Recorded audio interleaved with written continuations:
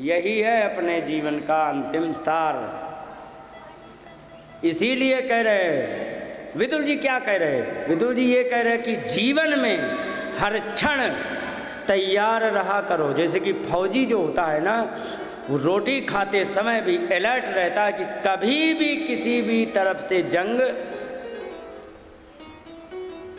और जीवन में मोबाइल आपने खरीदा है कभी, आपके पिताजी ने माताजी ने खरीदा होगा ना, एक कागज़ आया होगा, उसमें लिखा होगा 1 ईयर वारंटी। आता है कि नहीं?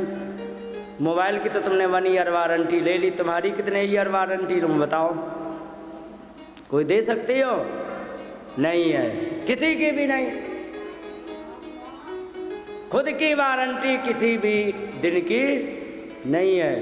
तो कहने का मतलब ये है कि जीवन का कोई भी भरोसा नहीं और हर क्षण तैयार रहना है और हर क्षण सावधानी रखनी है। कौन सी? कि कोई ऐसा ना कृत्य हो जाए हमसे कि हम जब यहाँ से उनके अदालत में खड़े हों तो पूछा जाए कि तुमने ये क्यों किया, तो जवाब ना दे सके। हमें वो कर्म करना चाहिए कि अदालत में जाने की आवश्यकता ही। अब तुम दुनिया में घूमते हो, पुलिस वाले मिलते कि नहीं? सब मिलते हैं, एसपी डीएसपी कलेक्टर जो कुछ मिलते मिल जाए। तुम्हें कभी कहा कि चौकी में आ जाओ? क्यों? क्योंकि तुम्हारे कर्म वे नहीं है कि तुम्हें वहाँ तक ले जा सके। ऐसे कर्म करो कि यमराज तुम्हें लेने आए और छोड़ के दूसरी जगह आ जाएं, अपने यहाँ ना ले जाएं। क्यों? इसका क्रिमिनल रिकॉर्ड कोई भी तो तुम्हें दूसरी जगह छोड़ के आएंगे। समझ गए? तो ऐसी तैयारी हमेशा करो। अब ये तो बिल्कुल तैयार बैठे, इनका चेहरा जो मुस्कुराहट निकल रही ना, इससे हमें सब पता लग रहा कि ये तैयार बैठी हैं और यही सोच रहे हैं कि कभी भी हमारा नोटिस। सच्चाई है कि नहीं है? चेहरा सब बता देता है।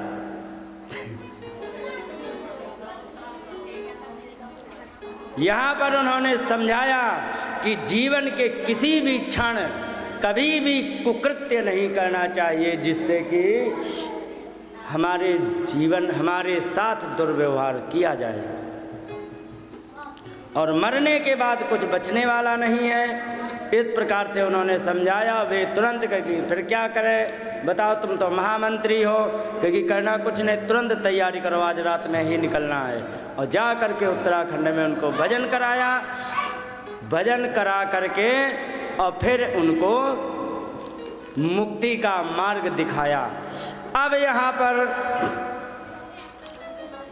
अर्जुन गए थे द्वारिका, 6 महीना रहे।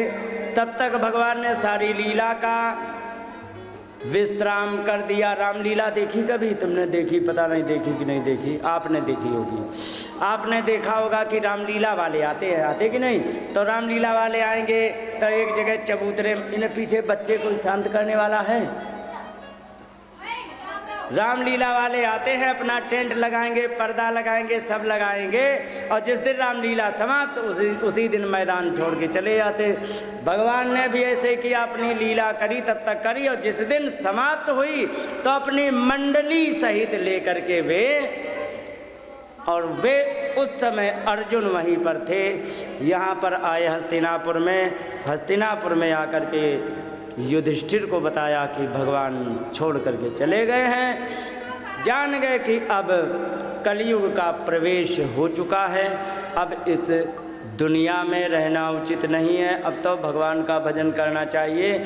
उन्होंने भी परीक्षित को राजा बना करके और अपने जीवन का कल्याण किया। कल्याण करने के पश्चात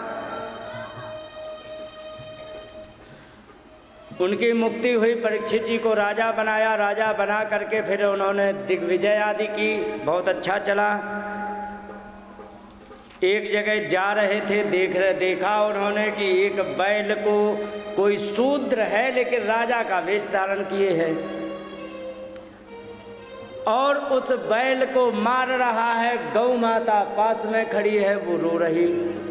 इस प्रकार से जब उनको देखा तो देख करके राजा को गुस्साई कहने लगे कि ये बता कस्तम मच्छरने लोके बनाबद्ध बला बली, तू हमारे शरण में आए हुए इस संसार को बलवान होकर के निर्बलों को तू क्यों मार रहा है? तुझे पता नहीं है कि मेरा राज चल रहा है और तू नरवे देवो शिवेशेण, नरदेव माने राजा का वेश धारण किए है, नटवत कर्मणा द्विजा, और तू नाटक कर रहा है क्योंकि तू तो शूद्र है, इसलिए इनको क्यों मार रहा है? राजा ने तुरंत धमका दिया, चलो इनको छोड़ के भाग जाओ हमारे राज्य से। कलयुग था वो। कलयुग ने कहा, हे भगवान आप ये बताओ कि हम कहाँ जाएं? परीक्षित जी ने कहा कि जहाँ तक मेरा राज्य है वहाँ तो तुम दिखाई मत पड़ना, हमारे राज्य से बाहर तुम कहीं भी जाओ, हमें कोई मतलब नहीं। कलयुग ने कहा, महाराज आपकी पूरी पृथ्वी पर राज्य है, हम कहीं भी जाएंगे वो आपका राज्य ही है, मैं क्या करूं? तो कहा कि हम ऐसा तो चलने वाला है नहीं हमारे राज्य में। तो कहा कि हाँ एक उपाय बता दें कि क्या, क्योंकि तुम्हें 3-4 कमरे दे रहे हैं, ऐसा करो उसी में अपने बालक बच्चे परिवार को वहीं रखो, बाहर मत निकल जाना। क्योंकि कहाँ, अब सोच लो जिसके घर में कलयुग का क्वार्टर बना हो, कमरा बना हो, तो आप अनुभव कर लेना। कई द्यूतम, द्यूत कहते हैं जुआ खेलने को। जहाँ जिसके घर में जो भी व्यक्ति जुआ खेलता है वो साक्षात कलयुग का ही रूप है। और पानम, पान का मतलब वो पान नहीं पत्ते वाला, संस्कृत के पान का मतलब है दारू पीना। जिसके घर में मदिरा पान करता हो कोई या करती हो, अब यहाँ राजस्थान में नहीं करती तो क्या मतलब, कहीं करती नहीं।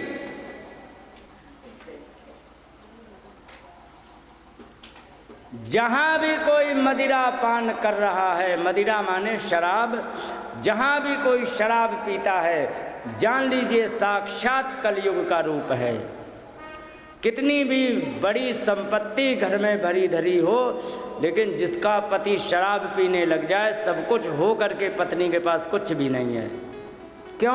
आत्मा को शांति नहीं। एक बात बताओ, साधन जो होते हैं, सुख जो होता है वो साधन देते हैं या हमारी आत्मा? बताओ, आत्मा देती, साधन सुख नहीं देते। अगर जो साधन सुख देते तो हाथ पैर टूटे वाले व्यक्ति को बढ़िया बेड दिया जाता, उसे सुख मिलता है। ध्यान रखो, मन में यदि कष्ट है किसी के, कोई भी सुख साधन सुख नहीं देने वाला है। और मन में यदि कष्ट नहीं है तो तुम चले जाओ वृंदावन में। बहुत से बाबा जी ऐसे हैं जिनके पास 100 रुपये नहीं मिलेंगे लेकिन प्रसन्न बहुत होंगे। क्यों? उन्हें कुछ चाहिए ही नहीं।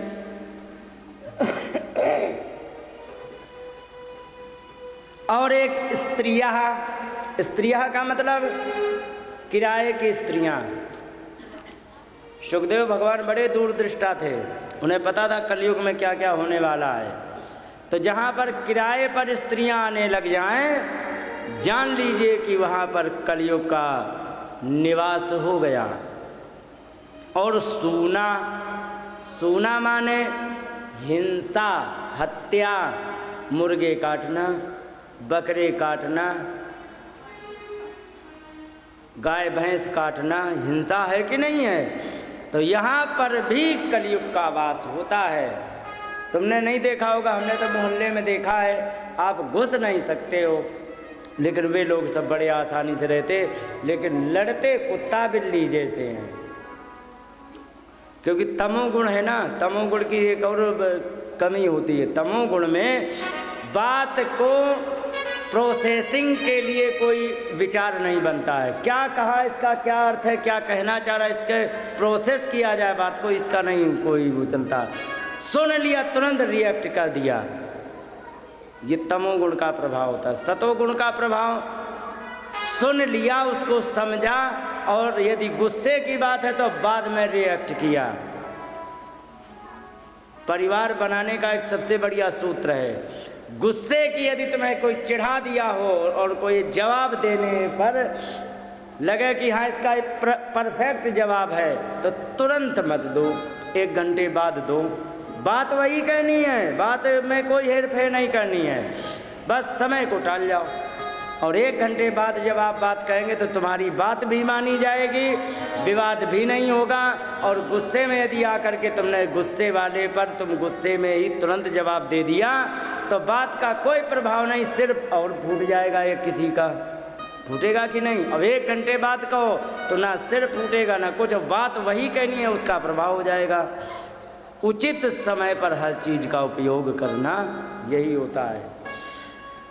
इसके बाद यहाँ पर जब उन्होंने 4 प्रकार के स्थान दे दिए कि हाँ कलयुग तुम रहो, कलयुग हाथ जोड़ के खड़ा हो गया, भगवान मेरा परिवार कुछ ज़्यादा ही बड़ा है, तुमने सारे कूड़े कचरे वाले कमरे दे दिए, एक आध कोई एसी वेसी रूम हो जाता तो हमारा कुछ कल्याण हो जाता, तो कोई ढंग का एक आध हो तो दे दो। तो लिखा है कि पुनश्च याचमानाय जात रूपम अदात प्रभु, पुनः जब मांगा तो जात रूप माने सोने में उनको स्थान दे दिया, और सोने में स्थान दिया। तो सोने में स्थान देने के बाद उन्होंने कहा ठीक है माता जी आपने गीता पढ़ी है तो आपको एक बात पता होगा, 10वें अध्याय में 9वें अध्याय में बड़ा भक्ति का वर्णन किया गया है ना, नमे भक्ता प्रणश्यति, बहुत लंबा वो व्याख्या नहीं करेंगे नहीं तो ये रह जाएगा।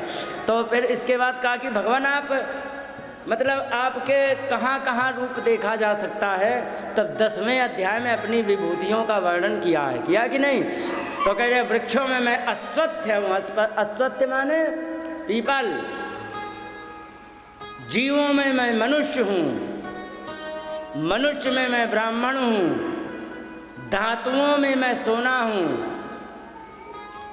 धातु नाम कांचनम अस्मि, आया है कि नहीं? सब कुछ बताया बड़ा लंबा, वहाँ तो बहुत ज़्यादा विवरण दिया गया, यहाँ हम नहीं दे सकते हैं इतना लंबा। तो जब बताया तो यहाँ पर देखो कहा कि मैं धातुओं में मैं सोना हूँ, ठीक है। परीक्षित जी ने सोने को पर स्थान दे दिया, कलयुग का सीट एक दावेदार कौन बैठे बताओ,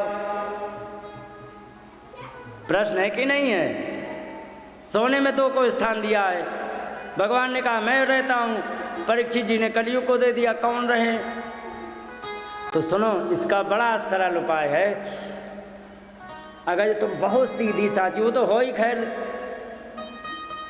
तो तुम्हारी सखी सहेली कैसी होंगी? चोर उठाएगी, फ्रॉड होंगी और सीधी साची होंगी, क्योंकि तुम्हारा विचार उनसे मैच कर जाएगा, ठीक है, तभी मित्रता होगी। तो ध्यान रखो भगवान का गुण क्या है? धर्म का, है कि नहीं? धर्म के मार्ग पर चलना ये भगवान का गुण है।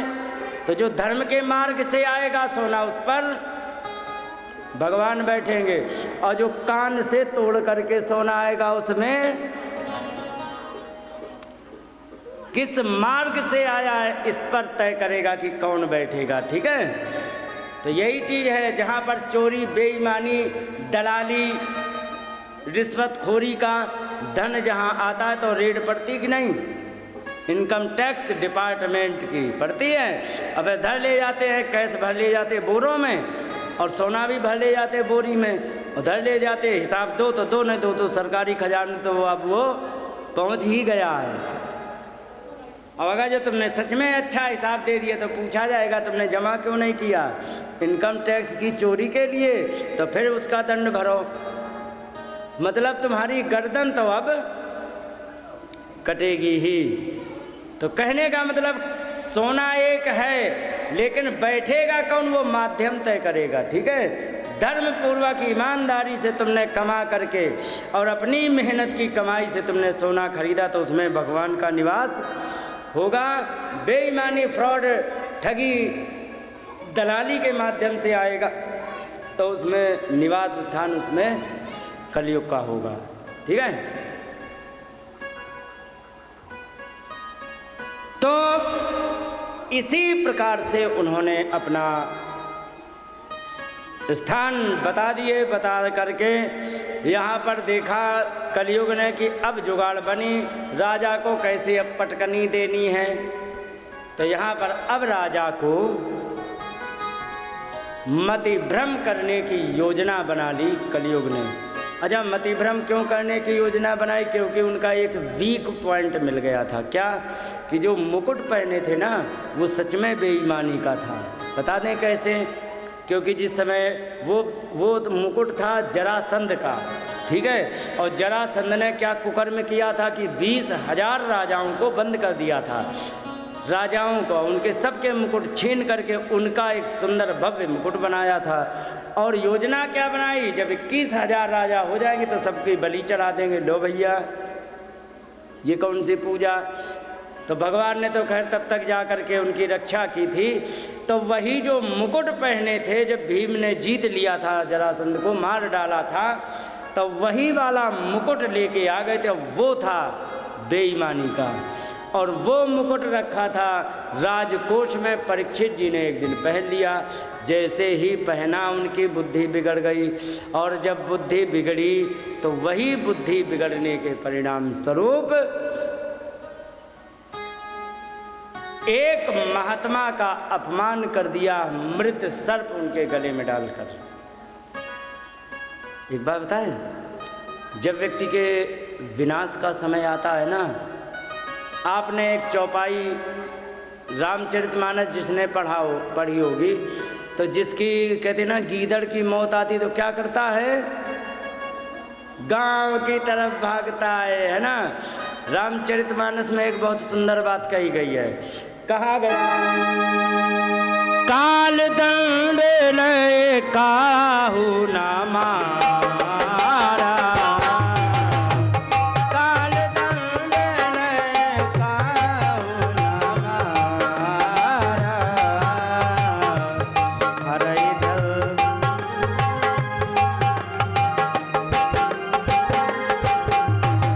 हरई धर्म बल बुद्धि विचारा।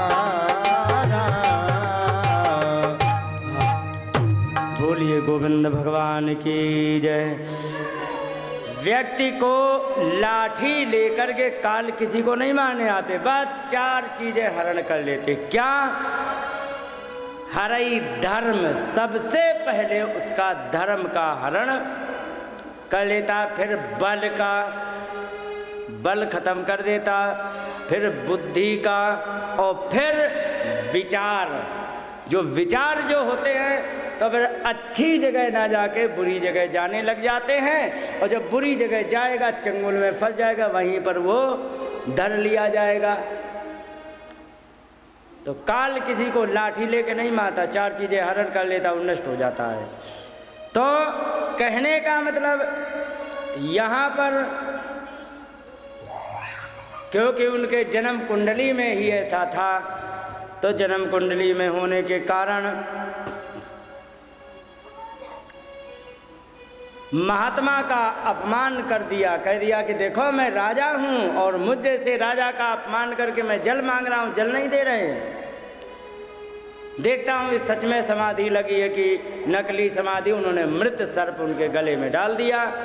जब डाल दिया, कोई रिएक्शन मूवमेंट नहीं निकला, तब जान गए कि ये तो महात्मा हैं, और वे निकल गए।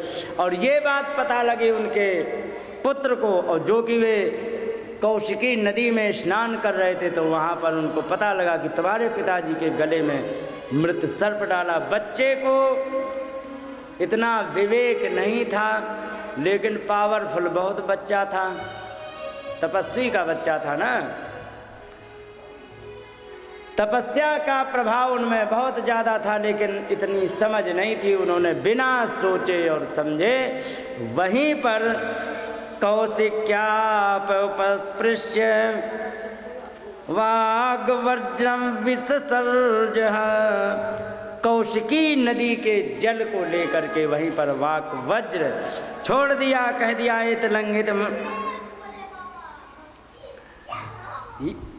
इत लंघित मर्यादा तक्षका सप्तमे हनि, जिसने इस मर्यादा का उल्लंघन किया है, आज के ठीक 7वें दिन दाक्षस्म कुलांगार चोदितो में तदद्रुहम, उसको आज के ठीक 7वें दिन तक्षक नाग डस लेगा। अब राजा यहाँ पर घर पर आए, घर पर आकर के उन्होंने मुकुट उतारा तो भूत उतर गया। जब भूत उतरा तब याद आया कि मैं बहुत बड़ा अपराध करके यहाँ आया हूँ, और ये अपराध का जैसे ही स्मरण उन्हें हुआ तो बड़ा प्रायश्चित करने लग गए। तब तक 2 चेला आ गए। चेला आ गए उन्हीं महात्मा जिनके गले में सर्प डाला था। उन्होंने कहा कि तुम्हें बच्चे ने शाप दे दिया है। और जब यहाँ पर जैसे ही जल्दी जल्दी दौड़ करके बच्चा आया, पिताजी के गले में सच में मरा हुआ सर्प देखा तो वो और तेजी से घबरा के रोने लगा। पिताजी की समाधि खुली। कहा कि बच्चा क्या बात हो गई? तब कहा आपके गले में सांप डाल के गया है। लेकिन कहा रोते रोते बताया कि मैंने भी उसे छोड़ा नहीं है, उसको मैंने शाप दे दिया है कि जाओ 7वें दिन मृत्यु हो जाएगी। अब उन्होंने सारी स्थिति का निरीक्षण किया तो देखा, पता लगा कि मेरे पास तो शायद परीक्षित जी आए थे। परीक्षित जी का आया हुआ देख करके शाप मिलना जान करके वे कहने लगे कि तुमने बहुत बड़ा अपराध किया है। क्यों अपराध किया? क्योंकि कलयुग का प्रवेश हो गया है। अब इतना धर्मात्मा राजा तुम्हें कोई भी, और सच बात ये निकली। उनके बाद बहुत से राजा धनानंद जैसे भी हुए, ऐसे देश को लूटा जिसकी कोई सीमा नहीं। जैसे तैसे वो हुआ। मुगलों का साम्राज्य हुआ, उन्होंने भी लूटा। अंग्रेज आए, उन्होंने तो अति कर दी। अंग्रेजों से छुटकारा मिला तो काले अंग्रेजों ने भी अपने खूब लूटने में कोई कसर नहीं रखी। 2014 से जाकर के छाती ठंडी भई है। नहीं तो इतने आप देख रहे थे इसरो इतना काम कर पा रहे जितना आज कर रहे हैं। नए दिन कोई नया काम कर रहे हो, तब पैसा लगते हैं। पैसा दिए जाएंगे तब रिसर्च करेंगे। वे कुछ पैसा बर्बाद भी करना पड़ता है, क्योंकि रिसर्च कर रहे हैं। प्रोजेक्ट फेल हो गया तो चंद्रयान 2 फेल हुआ था।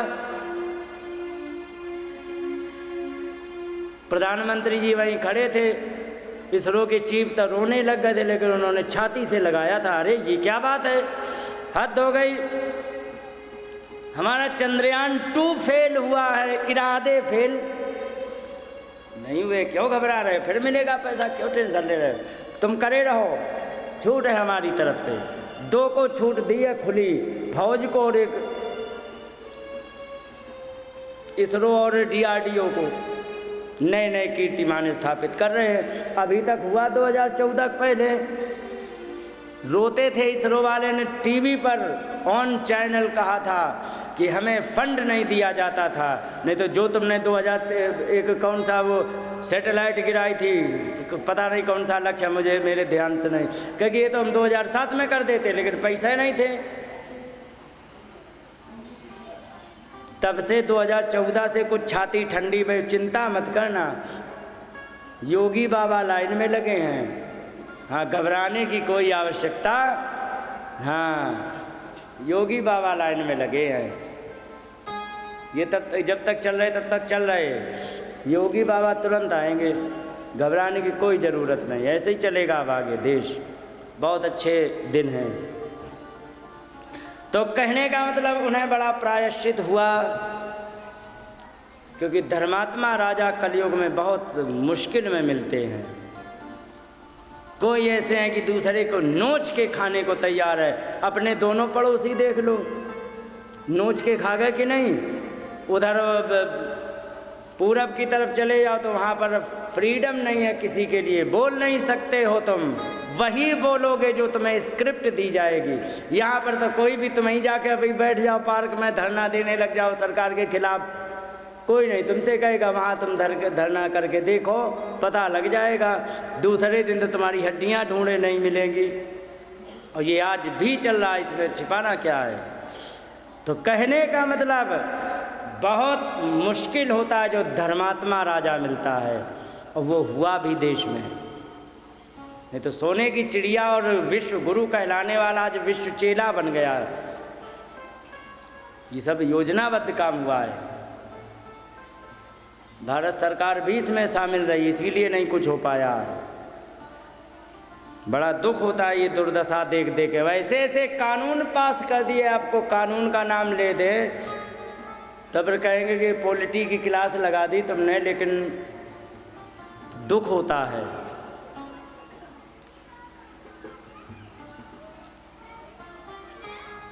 महात्मा को बड़ा कष्ट हुआ, कहा कि देखो इतने धर्मात्मा राजा को तुमने शाप दे दिया है, अब तो वो मर ही जाएगा, अब इतना धर्मात्मा राजा तुम्हें नहीं मिलेगा। यहाँ पर चेला भेजे, तो जब चेला ने जाके बताया कि आपको ऐसे 7 दिन में मरने का शाप मिला, तब राजा परीक्षित जी की आत्मा को शांति मिली कि मैंने जो अपराध किया था उसकी सजा किसी ने मुझे, इतने धर्मात्मा थे।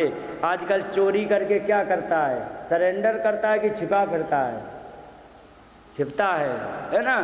तो यही चीज़ है, उन्होंने सरेंडर किया, मैंने अपराध किया है, इसे कहते धर्म। सब कुछ त्याग करके जन्मेजय को राजा बनाया, राजा बना करके उन्होंने